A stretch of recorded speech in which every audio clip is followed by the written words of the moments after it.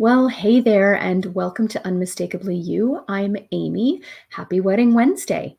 If you've been around for a while, you know that I go live every Wednesday night at 8 o'clock, except that tonight I'm actually not live. I'm out of town. So while I always welcome comments and questions, if you do have anything to ask, to follow up with, to share, I would still love to hear it. Post in the comments and I'll get back to you. Or, as always, with anything, you can email me at amy@unmistakably.you.com. Now, if you are early in your wedding planning, first of all, congratulations, especially if you've just recently gotten engaged.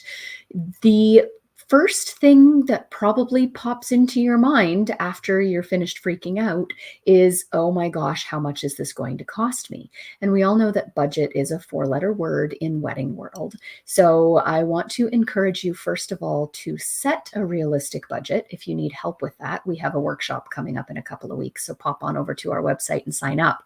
But in that realistic budget, you absolutely need to account for gratuities or tips. And that's a kind of a gray area in wedding world. So tonight, we're going to talk about to tip or not to tip. And like I said, it's a bit of a gray area. As with almost anything, if you search online, you can find one website that swears that A is true and one website that swears that A is false and B is true. And so you can find a ton of conflicting information out there. Ultimately, I like to boil it down to my simple philosophy, which is that a tip should be earned, not expected. Now, in my little Pollyanna world with my rose-colored glasses, that's a pretty cut and dried, easy statement. But realistically, it's not exactly that clear cut. There are definitely segments of the industry where a tip is either charged right on your bill or expected, and sometimes explicitly stated and sometimes just expected but not explicitly stated. So those areas of your sort of expected tip vendors are going to be, first and foremost, catering. And so typically a caterer will overtly put a gratuity or a service charge on their bill. It ranges generally from about 15 to 20. I've seen up to 21, 22%. And depending on the verbiage, gratuity and a service charge are not necessarily the same thing. So do a little bit of research and find out where that extra service charge or gratuity is actually going, whether it is getting distributed to the staff or whether it is going to the administration. If it's a gratuity, it goes to the staff. If it's a service charge, it goes to the administration. And so you may then, if the actual service staff aren't getting any kind of gratuity, you may choose to tip them separately. And just like you would at a restaurant, you'll generally tip about 15% in that case. Now, sometimes hand in hand with catering goes bartending. So if you are using the same venue to do your catering and your bar, if you're at an all-inclusive hotel or banquet hall or golf course, that charge will apply to both your food and your beverage in most cases. If you are using a separate bartender, you'll want to have a conversation with them about gratuities beforehand, because much like at a bar, if you were going out clubbing, there is often a gratuity jar out, or you toss the bartender a toonie after you purchase a drink. And so in lots of cases, bartenders at weddings will actually put out a tip jar. Now, I would always encourage you to think about the optics of that for your guests, how you feel about that from a guest perspective. Do you want to invite your guests to an all-inclusive wedding with a host bar where they're not paying for their drinks, but then they're expected to tip the bartenders? Or would you rather cover that gratuity to the bartenders yourselves? The choice is totally yours. If you do allow your bartenders to put out a gratuity jar, please make sure that it's really clearly labeled, that it's going to the bartenders, that there's no misconception that it's going to you as a, like bar donation or honeymoon fund. I've seen all kinds of mix-ups over the years. So make sure that it's clearly labeled if there is a tip jar out for the bartenders. If you choose to tip them yourselves, you'll likely want to include somewhere in the vicinity of about 10% of the overall alcohol bill to go to the bartenders. So catering and bartending are top of the expected gratuity list.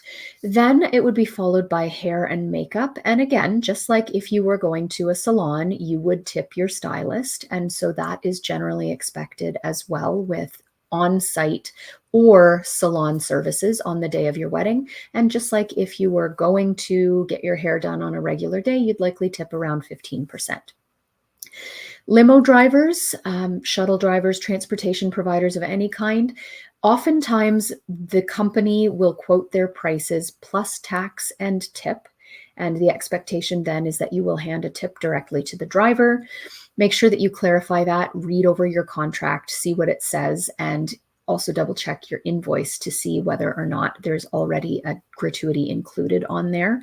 In many cases here in Southern Ontario, it's expected that you will come with an envelope of cash to give to the driver that day. Now, generally, those are the sort of expected or built-in gratuities. Then we come to a host of other service providers who are going to be with you in some capacity for all or part of your day.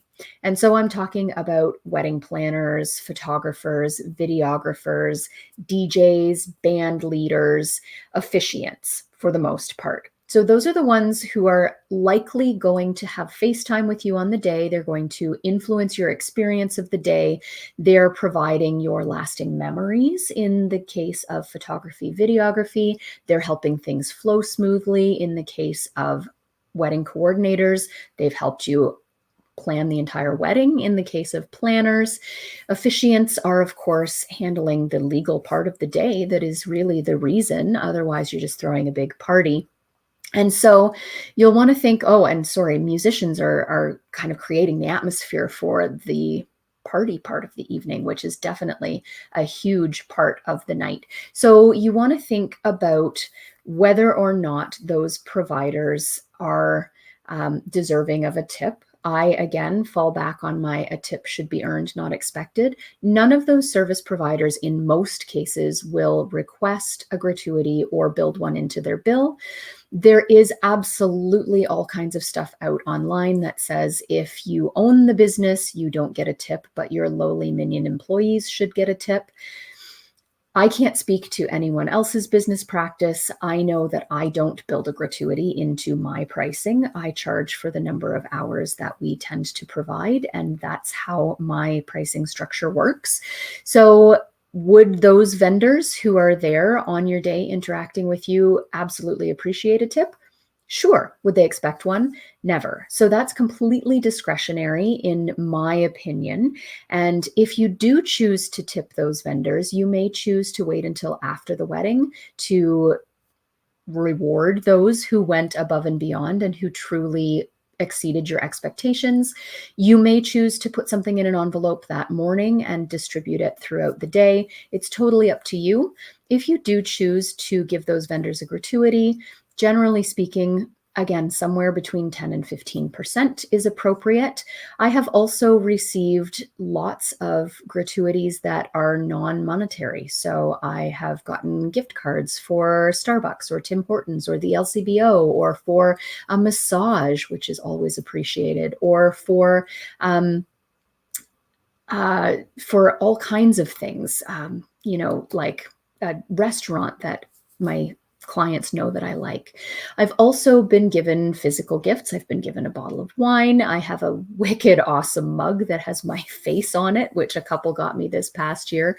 It's me in my wedding planning attire, and it says wedding planner and glorified babysitter on the back. It's super cute.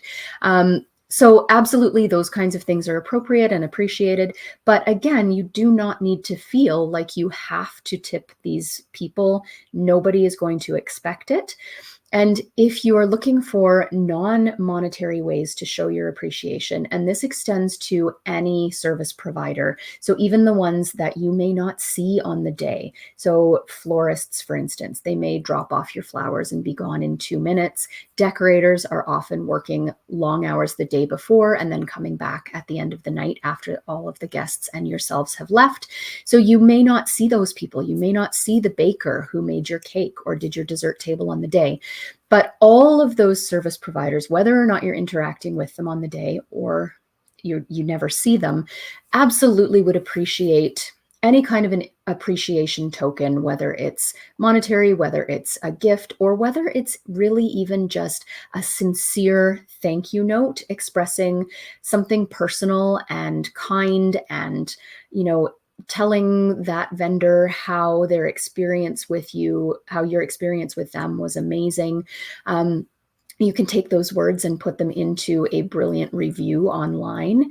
Word of mouth in this industry is worth its weight in gold, and social proof is where it's at these days. So if you wanted to take those appreciative words, put the emphasis on the wrong syllable there. If you want to take those words of appreciation and put them on, a Google review, or if the vendor has a profile on a site that collects reviews, absolutely, that's a great thing to do to show your appreciation and to help other couples to have the same great experience that you had with that vendor. Sharing some photos and giving the vendor permission to use them in their social media posts to showcase your wedding is also always really appreciated. Oftentimes the vendors get forgotten about after the day and the photos come in and you and your partner have these beautiful photos to remember, and we're left just with what is in our head, where we can't actually look over your photos again and appreciate them or share them or use them for marketing or even just for team training purposes. So sharing photos, always appreciated. Kind, thankful notes are appreciated.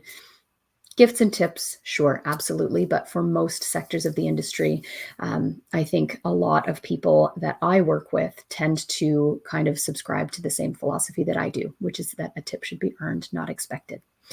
As always, if you have questions or comments, if something I said was confusing because I apparently can't speak straight today, let me know, reach out. I'm more than happy to chat.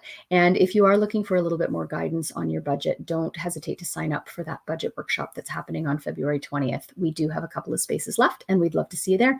Until then, happy planning. Have a great week.